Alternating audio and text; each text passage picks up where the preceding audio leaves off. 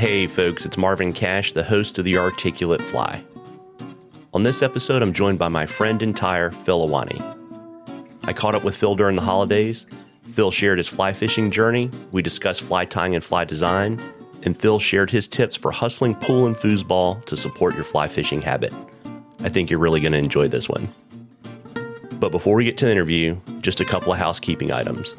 If you like the podcast, please tell a friend, and please subscribe and leave us a rating and review in the podcatcher of your choice. It really helps us out. And a shout out to this episode's sponsor. This episode's sponsored by our friends at the Fly Fishing Show. The 2023 season kicks off in Marlboro on January 20th and then heads to Edison, Atlanta, Denver, Pleasanton, and Lancaster. Bob Clouser has come out of retirement, and the Atlanta show is now a 3-day event. It should be a great time. For dates, ticket and class info, and other event details, head over to www.flyfishingshow.com. Now, on to our interview. Well, Phil, welcome to The Articulate Fly.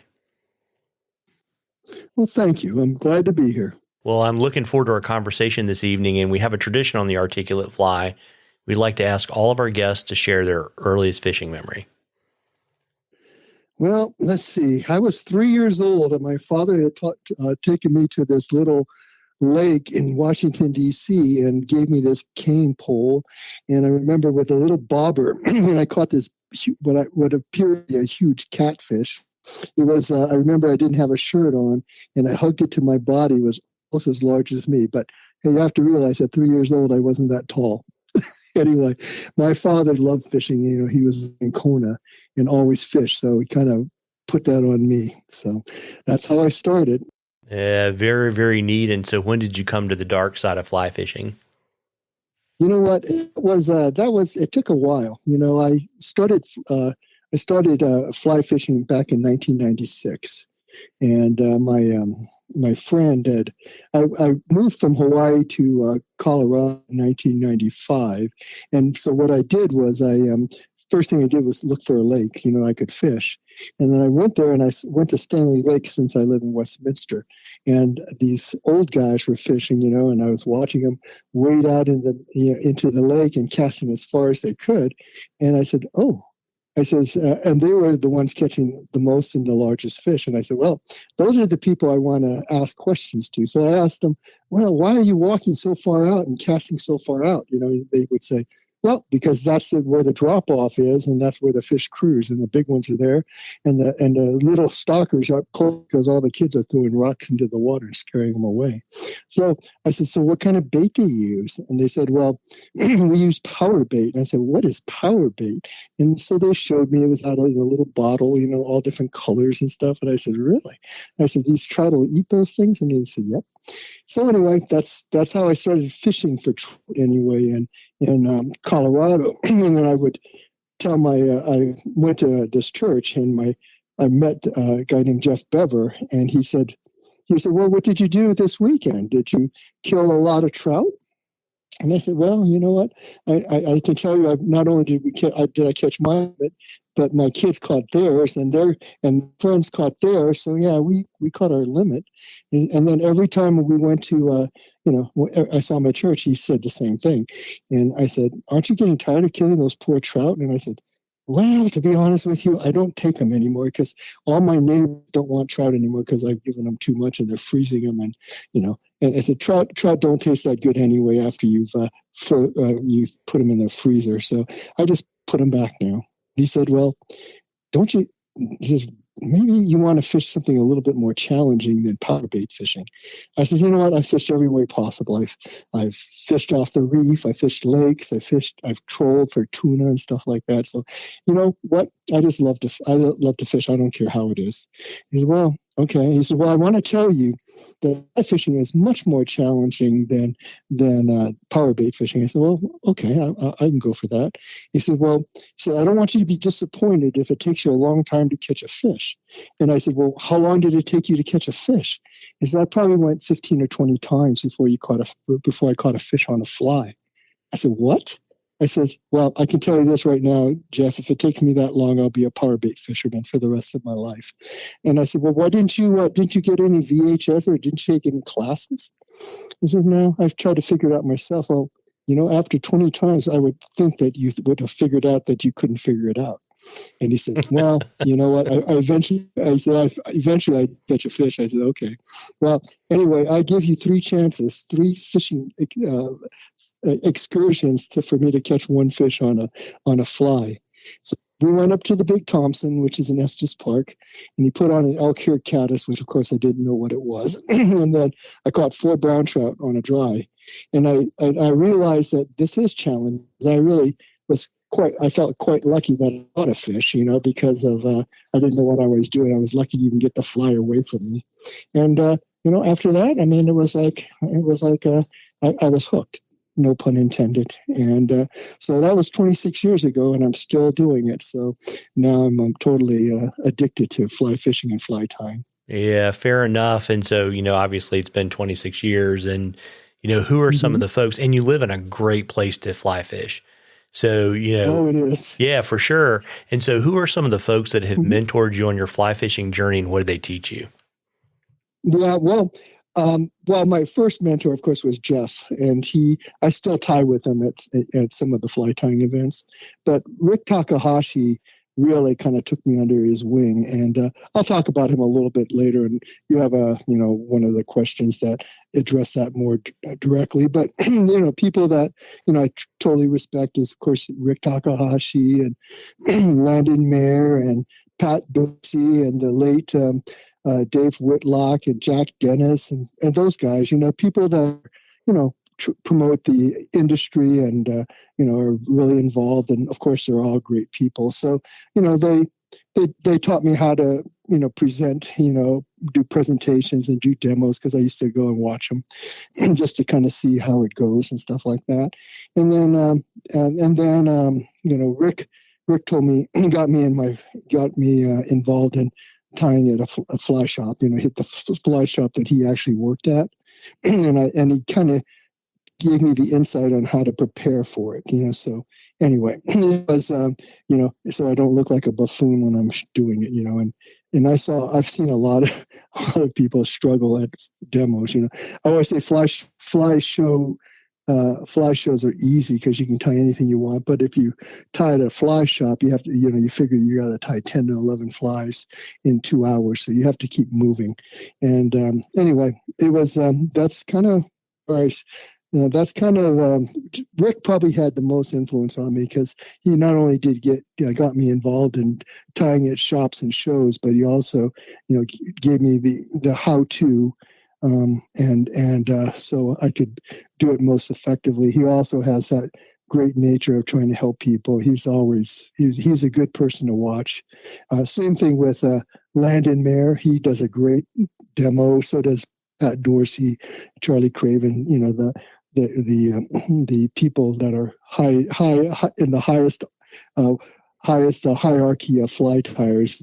They just do it well, and so I just watch them, trying to get that, just to kind of follow the way they do it. And, one thing about, Rick and Pat, they have the history, so they can talk about, things that before I was even involved in fly fishing. They know all the people that I don't know, or I might have learned about them, after I got into it for a while, like the Dave Whitlock and Jack Dennis and those guys. But, there are people that I'll never, of course, Gary LaFontaine, I didn't know him, which I would love to have met him.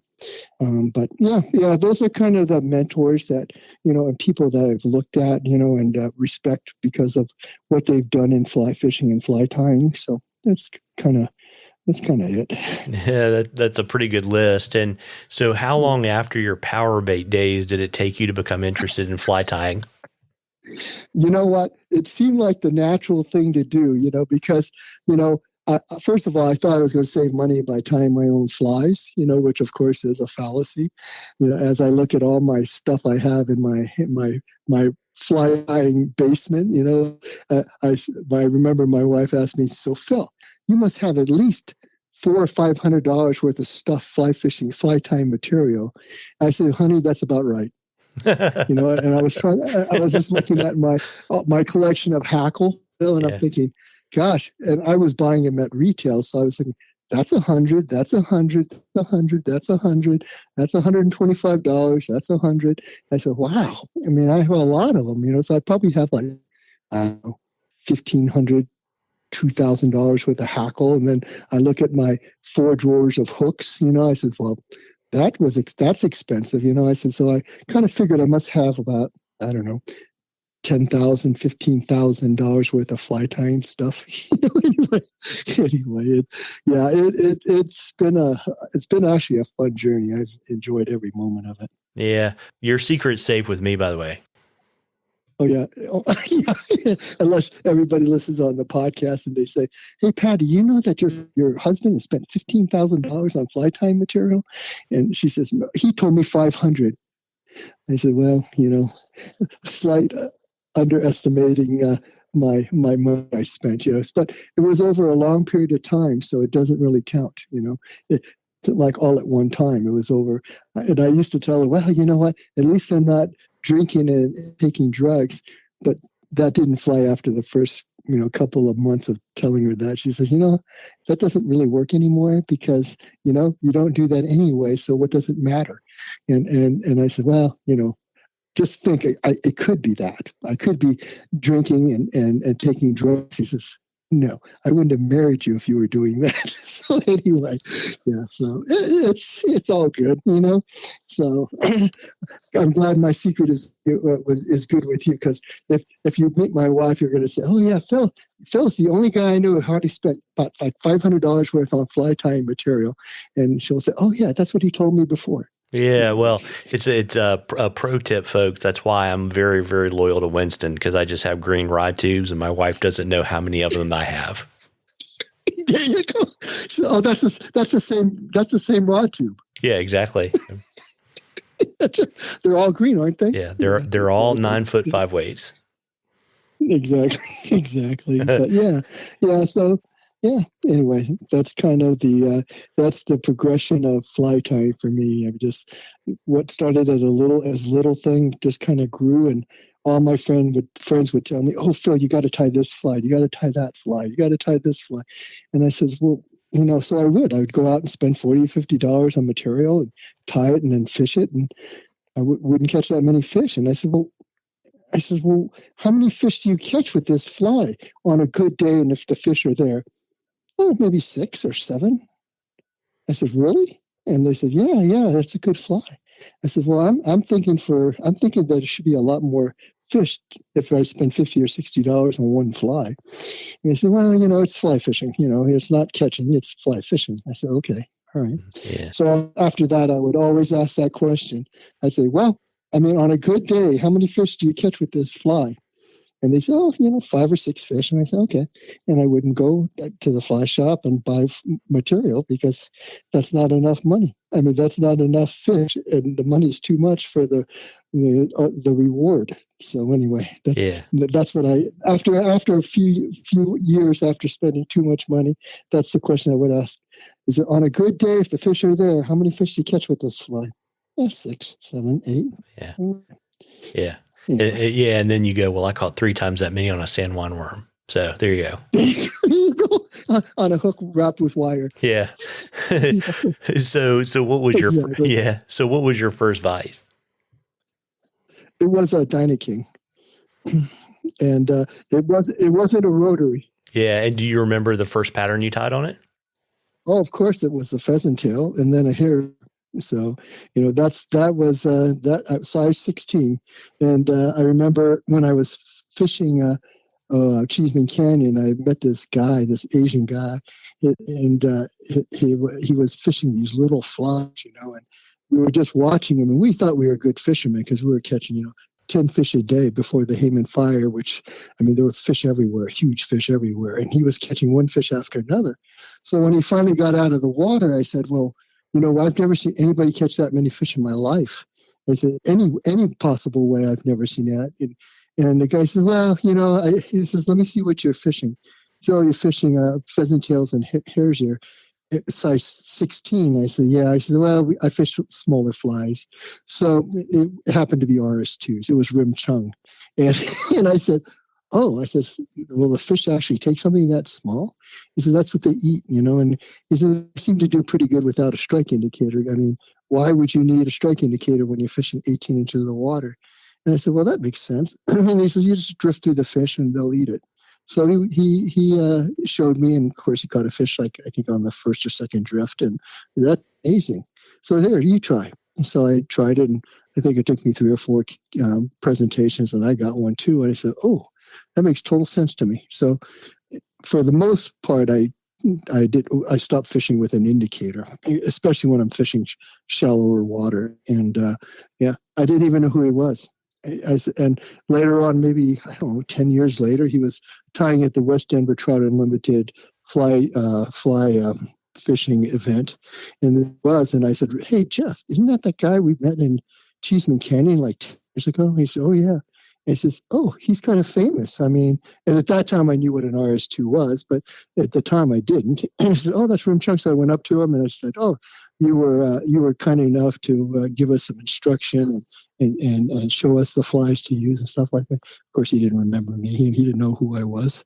And I said, well, he said, that was many years ago. I can't remember that kind of stuff. Anyway, so now it was amazing is we fish together all the time, which is kind of cool, so we have this good repertoire.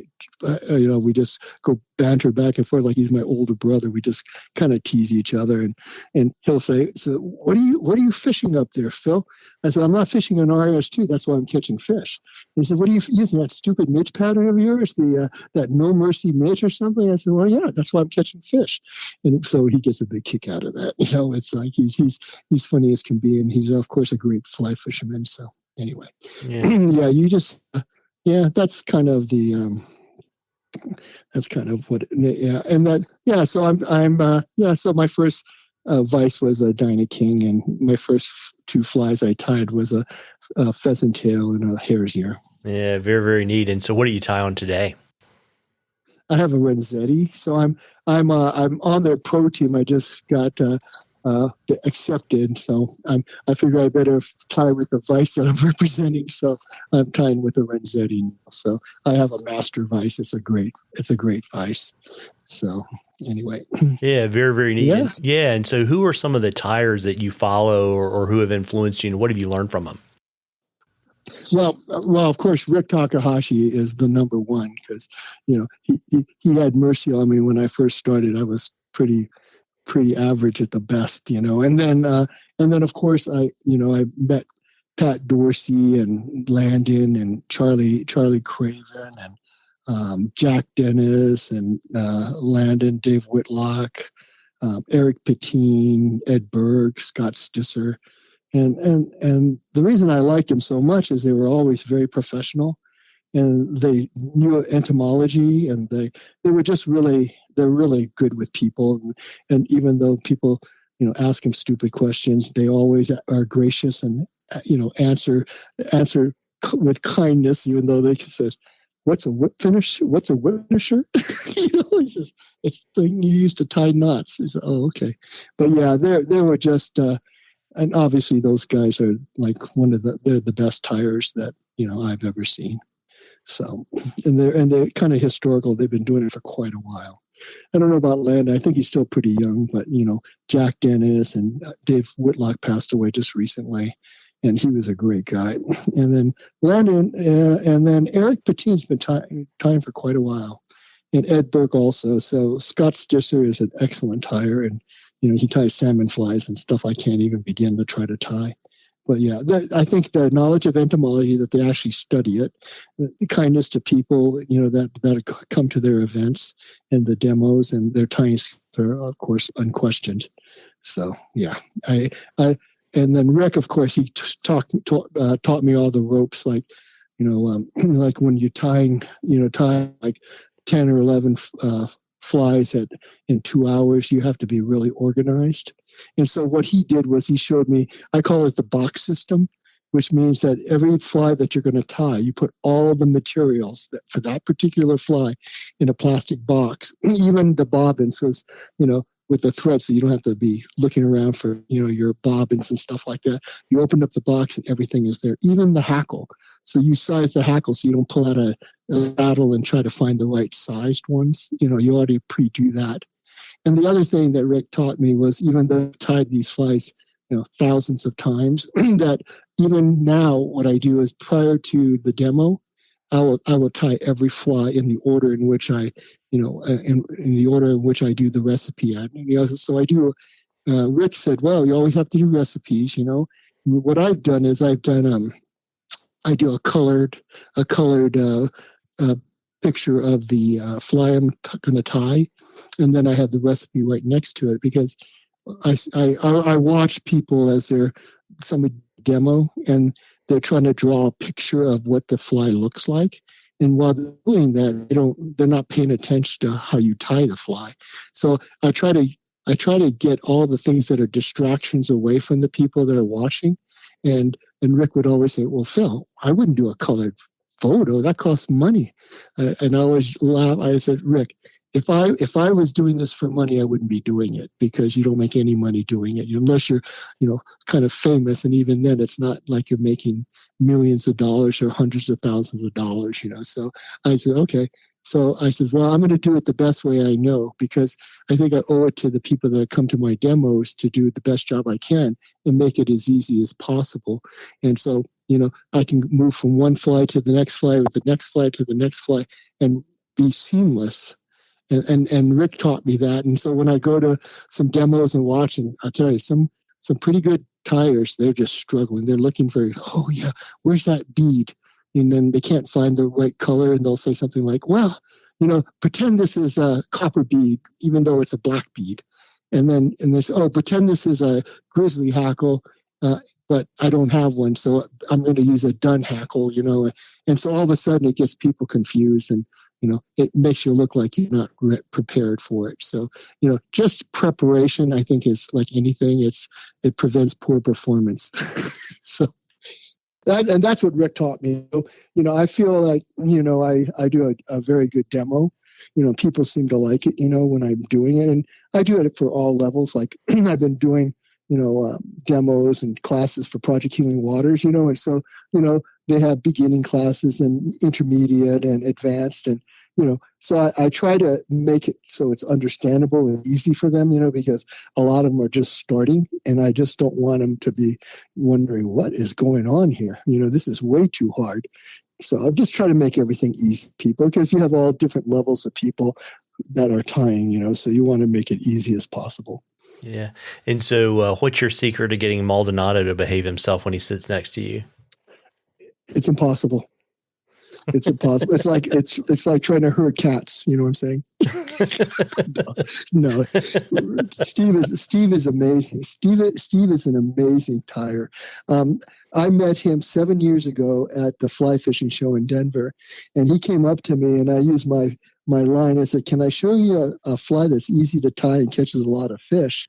And he said, "You know what? I'm just starting. Would you want to go fishing with me?" And I said, "Sure, I'll go fishing with you." I think the next week went to 11 Mile Canyon, and now look at him. He's an animal. I mean, he ties so well. It's amazing. He ties large flies too. He's tying streamers that they're using, in South America to catch peacock bass and golden dorado and stuff like that. I mean, he makes it look so simple. But yeah, he's my best friend. He's one of my best friends. So we fish a lot together. Yeah, he's not a bad cook either. No, yeah, that's right. That's right. You got to sample his wares, right? Yeah, Steve. Anything Steve focuses on, he's good at. He's like one of Southwest's best mechanics. And I mean, like you said, you give him a piece of meat and he can make that thing fly. And fly tying, fly fishing, whatever he does, he does well. So anyway, that's my buddy Steve Maldonado. Yeah, there you go. And I always like to ask guys that are really serious about tires for us mere mortals, if you can share a couple tips to help us up our tying game. Sure. So what I do is because when you're tying at shows or shops, they have that big 3x6, 3x5 screen above your head.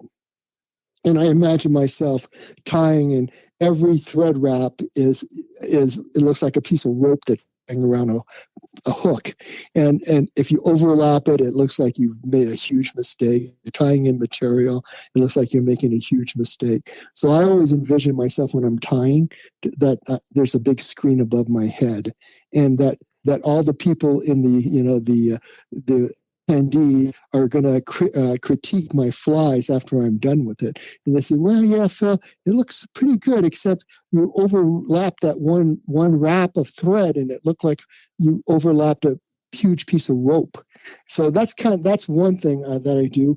And then a lot of people, they don't have maybe they don't have the best material. They kind of, because if you have to pay retail, it gets to be expensive. But I really believe that you should get the best material you can get. So like for me, I tie a lot of smaller flies. So Whiting Farms has a midge saddle that you could tie, if you were crazy enough, you could tie size 32 midges with, parachutes with it, because the fibers on the hackle are so small. And I tie a lot of 22s and 24s and things like that. So, if you use a normal saddle or a normal hackle, the fibers are so long that it completely engulfs the fly, and it just doesn't look natural. So, and all with tools, I mean, like vices, you should get as the best vice that you can get that you can afford. And the same thing with tools like scissors and whip finishers and all the things that you need to tie a fly. There's nothing worse than having bad scissors, because when you cut it, it doesn't cut correctly. It almost like folds the material before it finally cuts it. So I would say, your scissors, your vise, all the things that you use all the time. If you can afford a really good one, do it. But it's kind of hard sometimes with the cost of some of these, the vices and stuff like that. To go for it. And I said, well, get a good one. Get something that holds the hook without moving, that type of thing, because it's nothing more frustrating to ping a hook when you put it in and it just slips and it shoots out somewhere, and somewhere down the line you find it in your foot or your sock or something. So and then materials, like if you're tying deer hair, use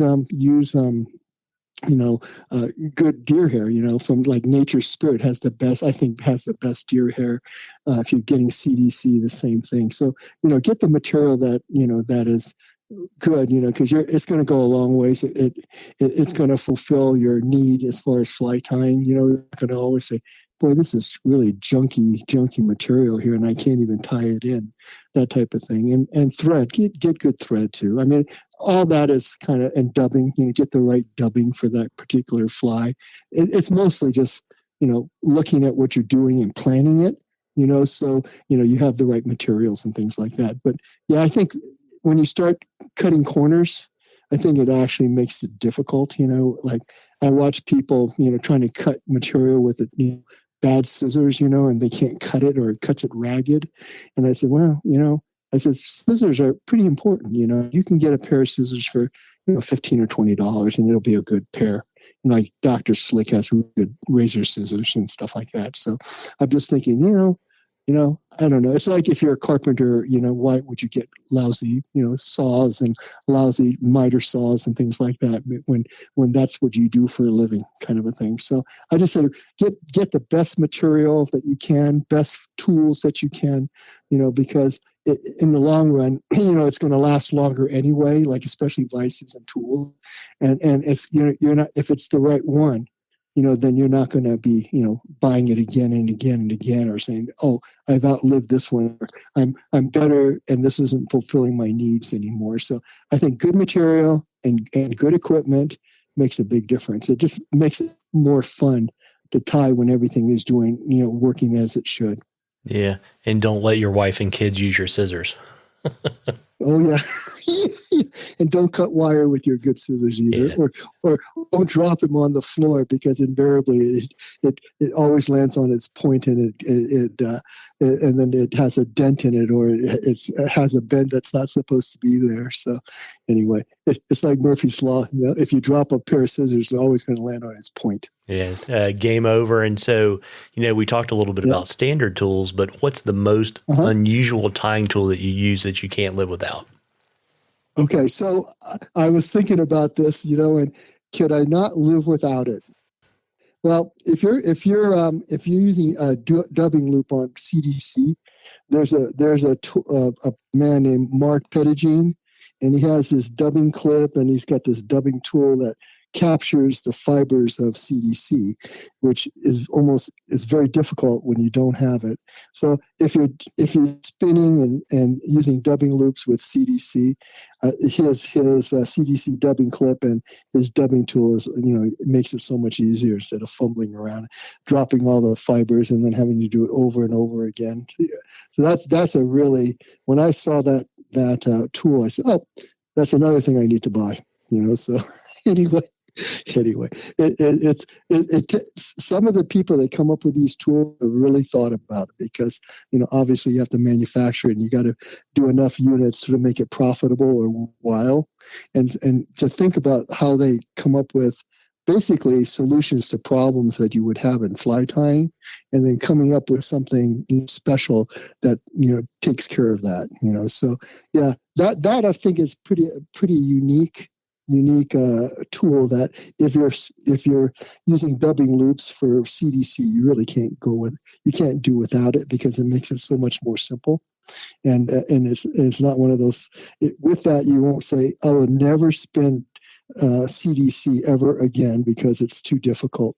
So I would say, of all the tools that have been invented, I think that's one of the more unique and problem-solving tools that make it much easier to tie. Yeah, got it. And do you have a favorite material you like to work with? I do. Well, to me, Whiting Farms makes they breed the roosters and the chickens for the hackle, and they are the only ones that have midge hackle, which is the fibers are so small that you can easily tie 22s and 24 mayflies. And then Nature Spirit does CDC, and it's so good. And they also do deer hair, which is the fibers all kind of perfect. They're not kinky and everything. So when you're tying, deer hair flies, it just makes it so much easier. And the CDC is so good. And I use CDC a lot for my No Mercy midge.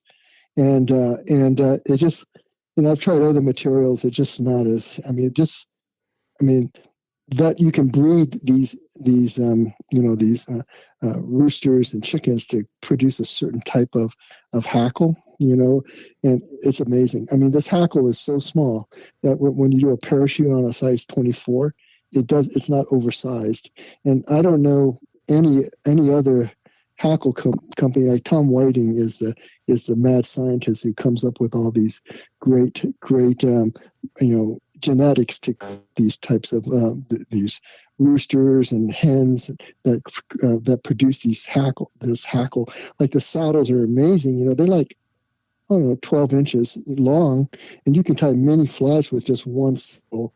And I was talking to a friend of mine who used to work for Tom Whiting, at Whiting Farms, and he said, "Oh yeah, we were trying to get as long a saddle as we possibly could get, and so."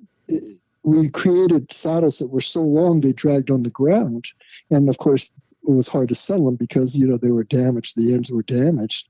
I said, "So what did you do? Did you breed the roosters to have shorter saddles?" He said, "Of course not. That's what we wanted them to be, long as possible. We just genetically changed the rooster to have longer legs." And I said, "Really?" So I'm when they still had their pro team. I was on the Whiting Farms pro team, so I went and we toured the facility. It was amazing, and I used to think that how could hackle cost so much? But when you see how much is involved, you actually think it's pretty reasonable, especially when you're trying to tie dry flies and things like that. It's nothing compared to it. At demos, I always show people, they say, well, how can you tie something so small when the hackle is so long, the fibers? I said, well, you just have to get mid saddles, and all the fly shops, sell them. So it's not like you can't get them. So anyway. Yeah, it's just money, Phil.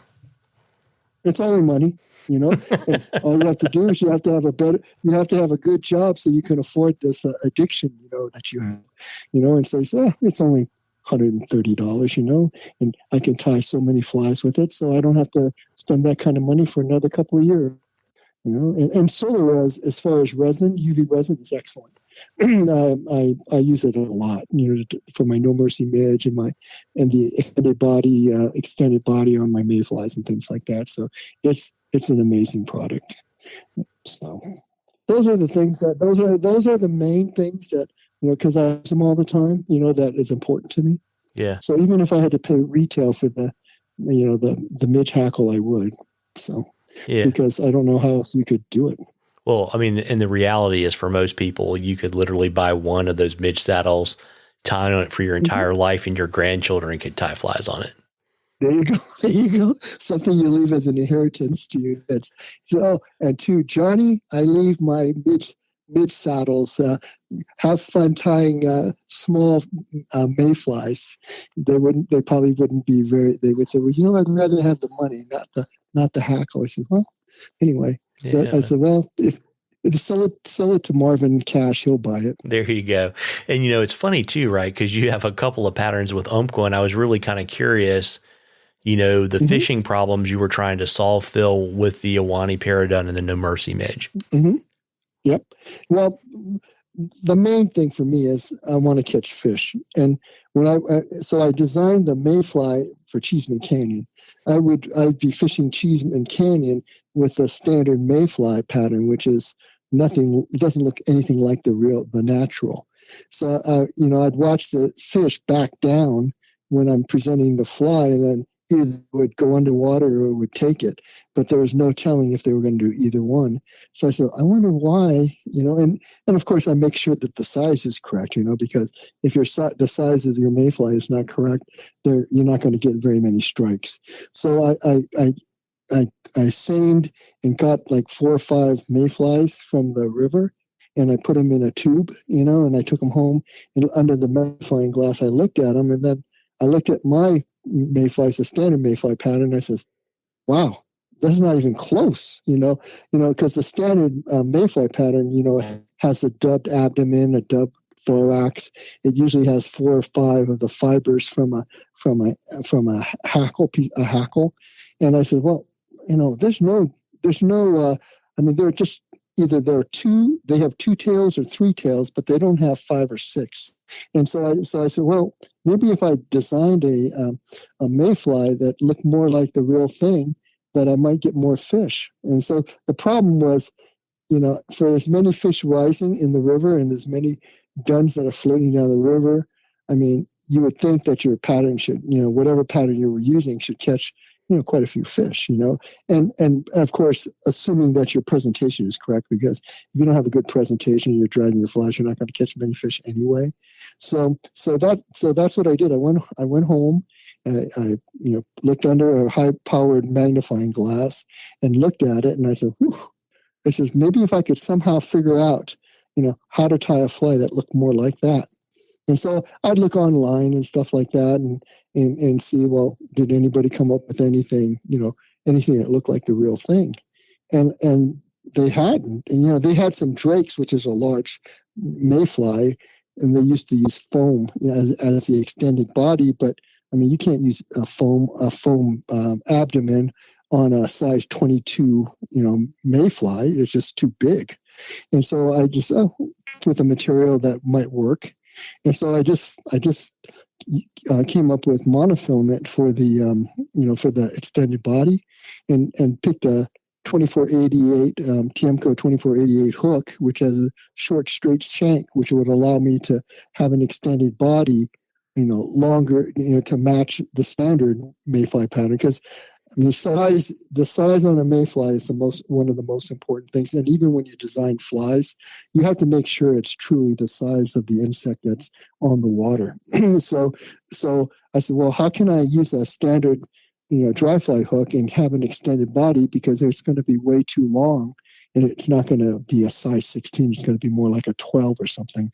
And so I found the TMCO 2488, which was perfect. I was able to add an extended body with a monofilament that would give it the same length as a standard 16. And so after, I hadn't perfected it, but enough I could fish it. So I went and fished it, a week or so later, and darned if I didn't catch a lot of fish that way, So and then I just thought, well, you know what? Let me see if I can really get this dialed in. And, so I came up with this I just kind of figured out how to do it. And I had always wanted to, have a pattern with Umpqua, because, I think, well, if I could get a pattern that's accepted by Umpqua, I feel like I've made it in the fly tying industry anyway. But the first one I turned was my No Mercy midge, and they didn't pick that up. They picked it up later on, but that wasn't my first one that they picked up. And so I turned in my Iwane dun, Paradun, and sure enough, they picked that up. I submitted in November, probably November 27th or something, and I was tying at the Curve Fly Shop. They have a party like the first part of December, and then Josh Grantham from Umpqua said, "Oh, you're the guy who ties that extended body mayfly." And I said, "Oh, yeah. Oh, we accepted it." "What do you mean you accepted it? I just turned it in like last week." He said, "Oh, no. We Dave Student, who was the fly specialist, he said ran into the our room and said, 'Look at this.' What the big deal about it is you tie small extended body mayflies using this technique. And to be honest with you, you can tie any size. Once you get the technique down, you can tie any type of mayfly, anything from as small as a trico to a green drake, using the same exact technique. So anyway, that was my fly that really kind of, they picked up really quick. So Umpqua's been around for now 51 years, but their 50th anniversary, what they did is they came up with all the flies that were they considered innovative and something a little bit different. And Rick told me, "Oh, congratulations." I said, "What for?" He said, "Oh, don't you know your Iwane gun made the most significant flies of their 50-year history?" I said, "Oh, come on, where's that at?" And he said, "Oh, it's in their catalog." I said, "No." He said, "Yeah, go look for it." And I said, "Where is it?" And he says, "It's kind of like it's on a big kind of a 4-page fold out." And I said, "There it is." They had it by decades, and I said, "Holy cow!" I mean, you got Gary LaFontaine's Caddis Patterns and Jack Dennis, and his Amy's Aunt and John Barr, of course, with his zillions of flies that he's created, and Lance Egan and Charlie Craven and all these guys. I'm saying, holy cow! Look at us! I'm rubbing elbows with the greats here, So I'm totally humbled, because you never think that a fly that you tie is going to be kind of make the big time, so to speak. Yeah, yeah, for sure, really neat. And so, what was the fishing problem with the No Mercy midge? Well, what I wanted to do is I wanted a fly that I didn't have to keep changing, like everybody keeps changing the flies they're fishing. And I wanted a fly that I could just tie and I could fish all day. So what I did was I was at 11 Mile Canyon, and I seined the river and to look at the midges that were prevalent in that river. And so again, I put them in a tube. I took it home and looked at it. And what I did was I as closely as possible, I duplicated it, because I didn't want to. I fish in the wintertime, and it's a pain trying to change flies when it's so cold.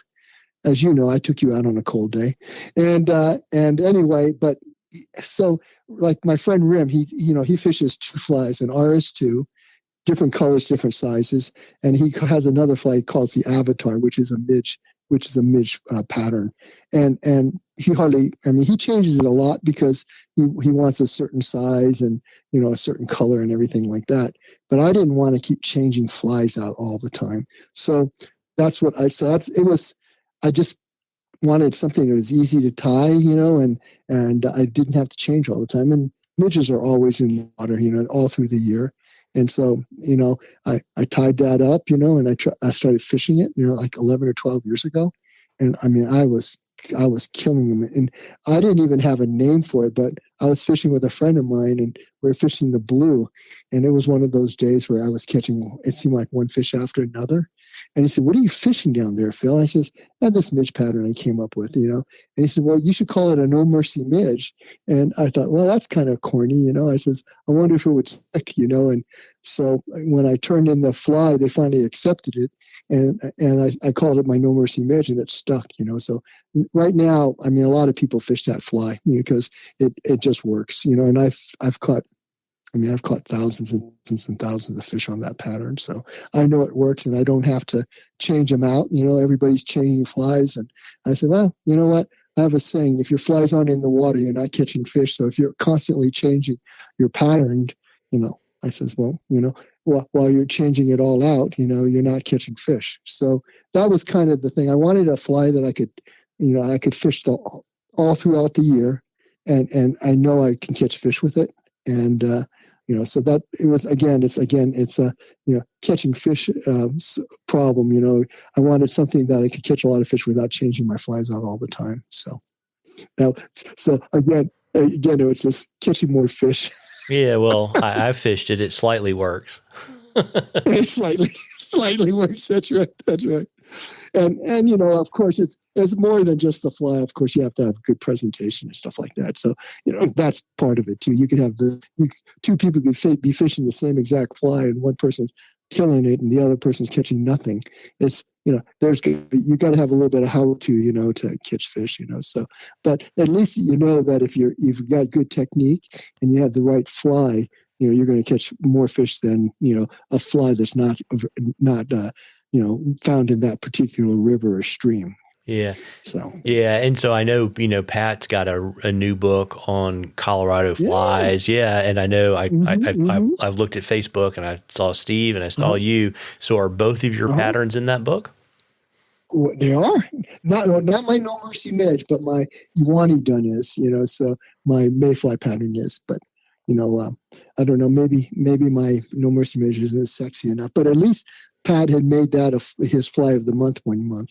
So I mean, Pat's been really good to me. I mean, he's encouraged me. He was really nice to me when I didn't even know he knew my name. I was tying next to him at the International Sportsman's Exposition in the convention center, and somebody in front of him said, "Well, hey, Pat, can you show me how to tie a parachute?"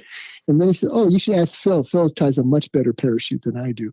I about fell out of my stool. I said, "Gosh, I didn't even know he knew my name." But things like that. Those are I call them random acts of kindness where they don't have to say that kind of stuff, but they do. And all of a sudden, you just feel a little. You're walking a little lighter on your feet. Because the people are, just. And I see it all the time, and I try to, I just think that, you should pass it on, so I try to do that because, encourage people and, to tie and stuff like that. When possible, I help people out, get them at shows and stuff like that. So it's, I mean, what good is it if you just keep everything to yourself and you don't share? Yeah. So yeah, it also makes it easier to tell your wife you only have $400 worth of fly tying materials, right? I just felt an arrow go into me. No. Yeah, you're right. I says, well, you know what? I'm helping children and veterans and people that might be drinking too much, and now I've got them tying flies and entertaining themselves different ways, and that doesn't work anymore either. So I've used all my analogies and stuff, and she just says, "Yeah, just tell the truth that you like to spend money on fly tying material." I said, "No, that's true." Yeah, it's true. It's for the kids. That's all for the kids. Yeah. Mm-hmm. So, kind of stepping back a little bit, right? Because not everyone basically samples insects and goes home and creates a pattern that ends up in the Umpqua catalog, right? Right. Steve does that, but you and Steve. So tell me a little bit about your design philosophy around flies.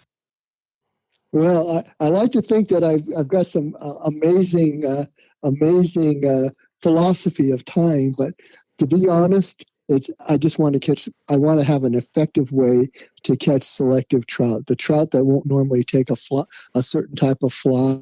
So that's what I try to do. I try to uh, get something not only that looks like the natural, but it has moving parts. Like I like to use CDC. I like to use things that move in the water that makes that fly look alive. So, and then of course, you try it. You have to be a decent fly fisher to even test your flies out before you submit them. Because I feel like if you're turning in flies that you haven't fished before, there's a little, I don't know, dishonesty in there because you're trying to get them to produce a fly that you haven't fished before, or if you fish it, you don't catch many fish with it. So to me, it's really important that, as a tire, that you can catch fish. It's like being a guide and not know how to catch fish. It's hard to be a guide if you don't know how to read the water. You don't know what insects are in that water. It's like Cat Toy. She actually, I think I know you did a podcast with her, but she actually samples the river that she's fishing with clients ahead of time, so she makes sure that she has the right flies to use for that particular river. And I think that's the same thing when you're coming up with design, coming up with different patterns that you actually are kind of scientific, that you're saying the river, and you find something that's prevalent in that particular river. And then once you tie the pattern, then you try fishing it to see if it works better than another pattern. And if it does, you say to yourself, well, I think I have a winner here. So I think that's I think that's the key, is that you create a fly that actually works better than a better mousetrap is what you're trying to design, because I always say, well, how many different ways can you tie a mayfly? How many different ways can you tie a caddis or a midge or whatever, And I says, well, you just have to find a characteristic that is prevalent in that particular insect that creates a strike or a trigger mechanism that makes that trout, take that fly. And I think if you're using supple material, like especially CDC, it moves in the water. Like I use it for, I have my No Mercy midge is a midge pupa. So it looks like it has like that's like the gills on the midge, and then it also looked like an emerger, like the emerging wing, and that you're using like CDC. It just moves it's so supple. It moves in the water, it's alive. And a fish only has a split second to make a decision whether or not it's going to eat it or not. So if you have something that makes it look alive, you're going to have a higher probability of looking at fish. And that's kind of how I kind of look at the fly tying thing. Who wants to fish a fly that doesn't work, And you don't know if it works unless you fish it yourself, and you can say, hey, you know what? I caught quite a few fish with this fly, and you try it over and over again in different days, just try it, give a couple to your friend, tell, hey, got anything to do, put this on and see if it works. And, so you get some feedback, but mostly, you're just trying to catch, you want an effective fly that catches fish. So that really is, more than anything, is really important, important when you design flies, that you've got a pattern that works. Yeah, it's interesting because it's really almost like there's a difference between being a fly tyer and being a fly designer. Mm-hmm. Right? Yeah. Right? Because I guess there are a lot of people that are very competent tyers, but they're not designers. Right. And you have to be creative, because if you sample the water and you get the actual natural, now you've got to actually tie something that looks very similar, and you've got to pick out the right type of material that actually moves in the water, that also mimics the actual fly that you're trying to imitate. And that's the other thing. You got to be a little bit creative with material, and to make it look like that insect that you're trying to imitate. And I think a lot of people, they just tie something, and when people ask me, well, what do you have to do to get into Umpqua's, catalog. And I said, well, you got to find a fly that catches fish, because once you submit the fly, it's not like, oh, we like this fly, or we like Phil, or we like so and so, so we're going to pick this. No, it's all business. So and the people that review it are the Umpqua people, and a lot of them are on the U.S. fly fishing team, so they can all fish, and so they're going to look at it and say, well, do I think I could catch a fish with this? And if they say no, it's not worth it for them to produce a fly that they're going to have to discontinue because nobody buys it because they don't work. So it goes through a battery of people that really know what they're doing, like Russ Miller, U.S. fly fishing team, Josh Grantham, he was a U.S. fly fishing team member. All these people know how to fish. So not only does it have to look right, but it can't be so close to another pattern that they already produced that it's almost like a duplicate. And then you can't give them a fly like a midge that takes a half an hour to tie. I mean, no matter what you do, I don't care if you can catch 1 million fish with that. They're not going to produce. They can only produce 2 in an hour. You know what I'm saying?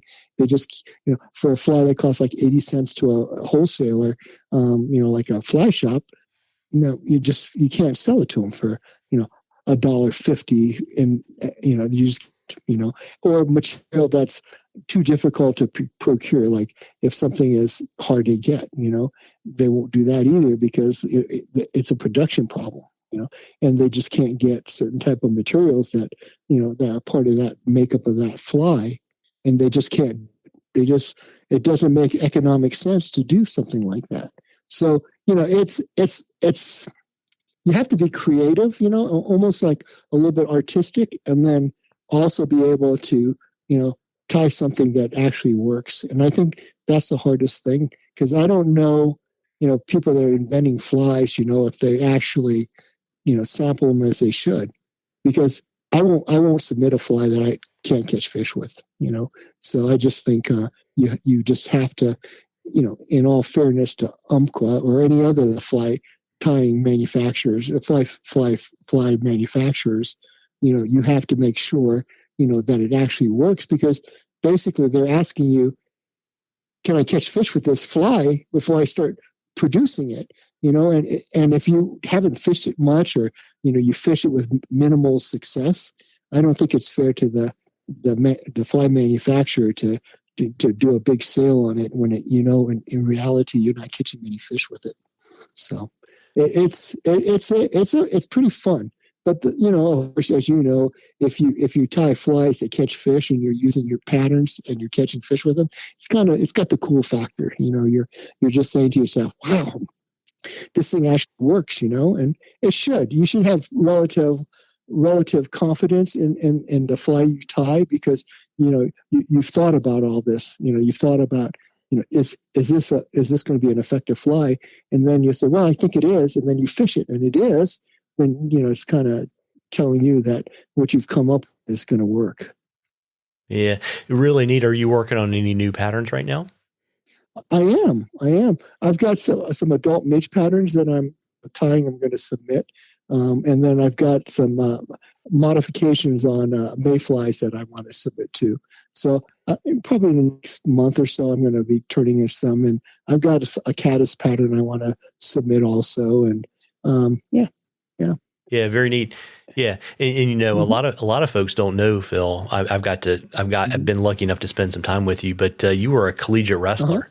You want to, and it's kind of crazy, right? Because like Maldonado wrestled. My buddy Phil Montano at Fly Trap was a college wrestler too. Tell us a little bit about your collegiate wrestling career. Well, you know what? I'll tell you, I was I always, at best, I was an average college wrestler.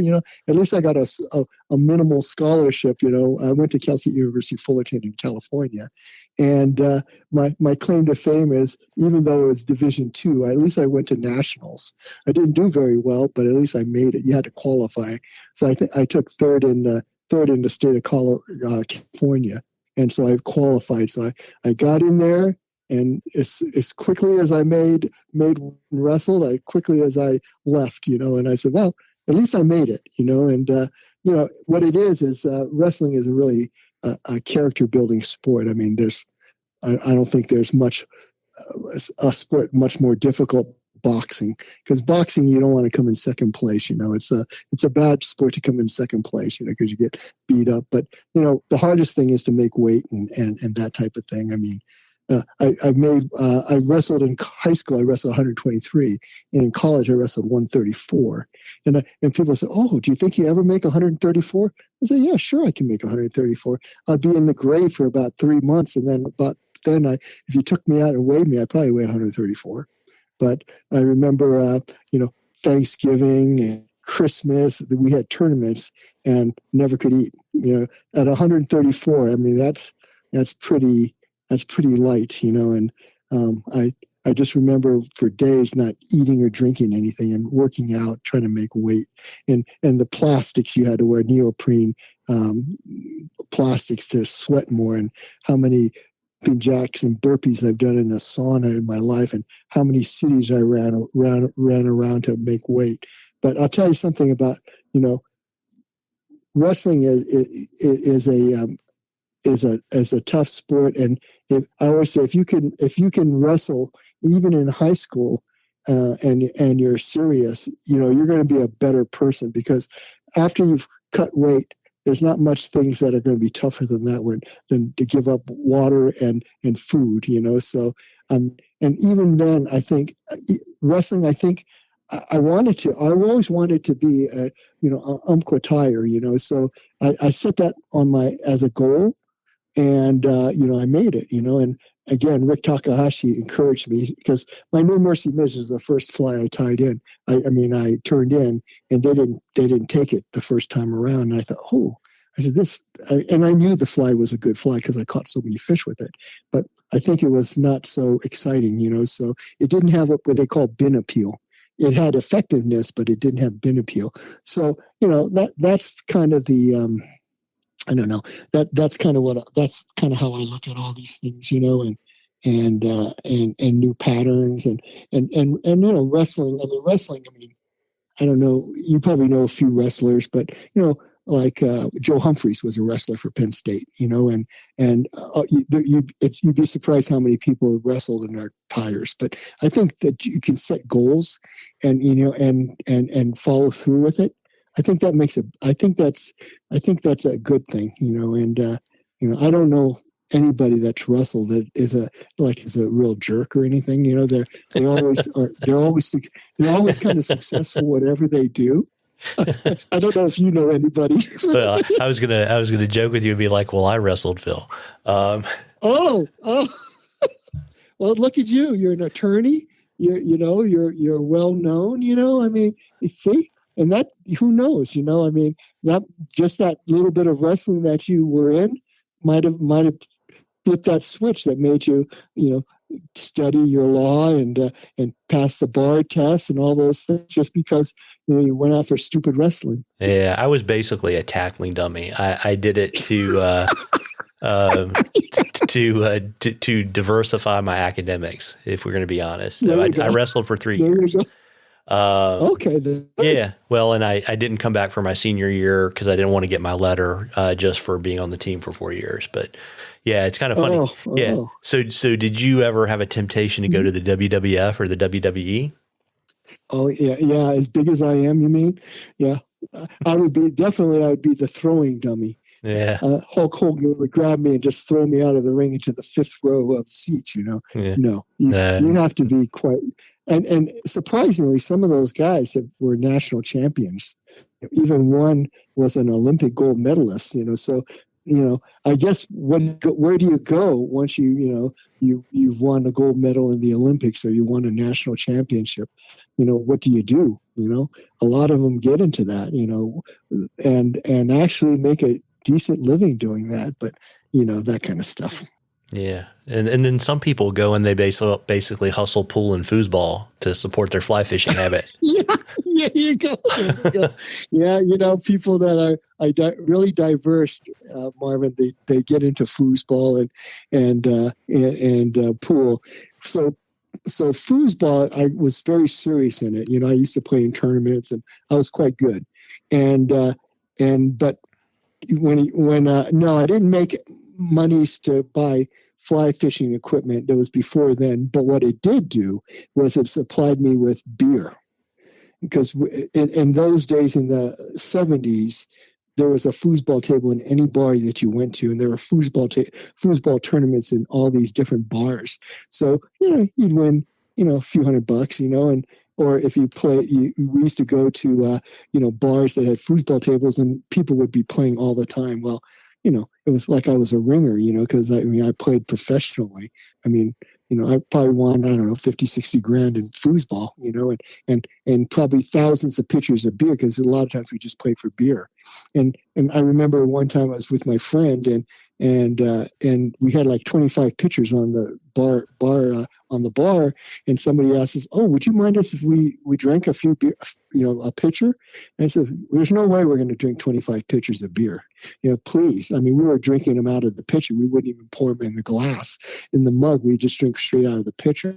Yeah, it supplied me with beer money, that's for sure.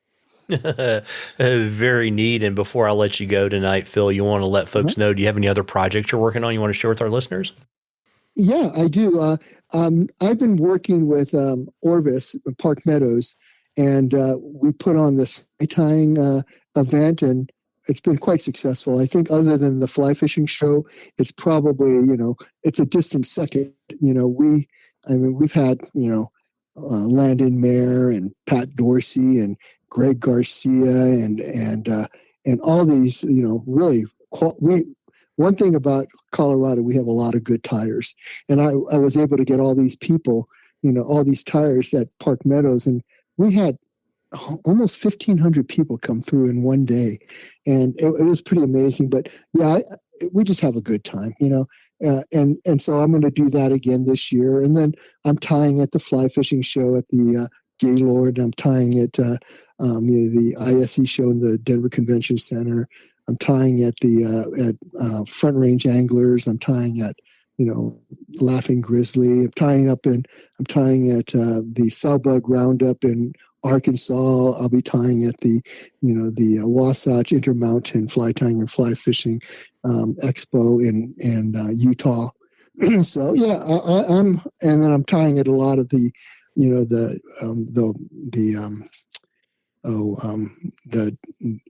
Trout Unlimited events they have above them. So we'll be tying there, and I usually post it on either Instagram or Facebook, and then if they look up my name, if they search my name, a lot of times I have where I'll be tying and stuff like that. So if people want to see me, tie, and then we do this through Trout Unlimited. We do a tie along every third Tuesday of the month.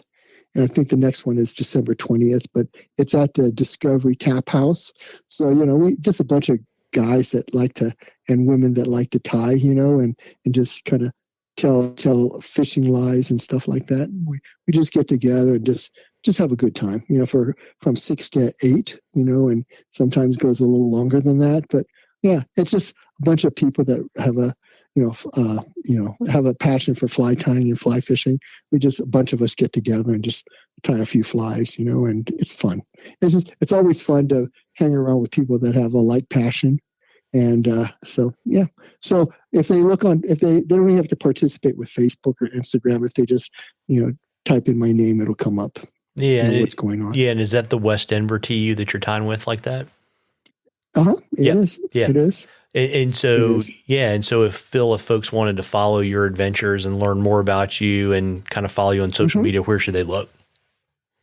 I would say, just if you go to Facebook and just type my name, Phil Iwane, it'll pop up. And then it kind of, I do mostly fly fishing stuff on my Facebook and Instagram. I don't do too much about the family stuff, because people are more interested in the fly fishing than, Phil's children and stuff like that. But mostly, if you look at my Facebook and Instagram, it's pretty much all fly fishing. So yeah, got it. And you're accepting donations because you only have $400 worth of fly tying material, right? That's exactly. I need to buy $400 more. I really need some hackle. Fair enough. Any particular flavor that you want to share with folks? So maybe Santa Claus will bring that to you. Oh, you know what? I honestly think that I pretty much have everything I'll ever need and more. Yeah, especially dubbing. I looked in my dubbing drawer, which is a huge drawer, and then I said, "Well, holy cow! Look at it! I have quadruplicates of each material." And I said, well, "Why is that, Phil?" And I said, "Well, it's because dubbing is expensive. It's no big deal to spend $2 or $3 on a pack of dubbing if you can't find what you need." So, I probably have doubles and triples of everything in this big drawer. And then I just put my material that I use all the time in these, dubbing boxes that have like maybe 10 or 12 little slots you can put it in there, so I don't have to go looking through a big drawer trying to find my dubbing, So, yeah, it's I don't know. It's like sometimes, if certain things are inexpensive, you just buy them because, you think, well, surely I must be running out of camel thread. I've tied enough No Mercy midges, So you look and you have like 5 spools of it, that type of thing. So yeah. But honestly, I think after $500 worth of material, I think I've got everything I need. Yeah, well, there you go. Well, listen, Phil, I really appreciate you spending some time with me this evening. Thank you so much. I really enjoyed this. It came out, I felt like it came out better than I thought it was going to be. I was going to read my notes and everything, but I didn't have to do that. Yeah, no, you were great. Well, listen, I really appreciate it. Take care and be well, Phil. All right. Thank you. Have a Merry Christmas. You too. Well, folks, I hope you enjoyed that as much as we enjoyed bringing it to you. Again, if you like the podcast, please tell a friend and please subscribe and leave us a rating and review in the podcatcher of your choice. And don't forget to head over to www.flyfishingshow.com to check out all the show dates and get all the show information. Tight lines, everybody.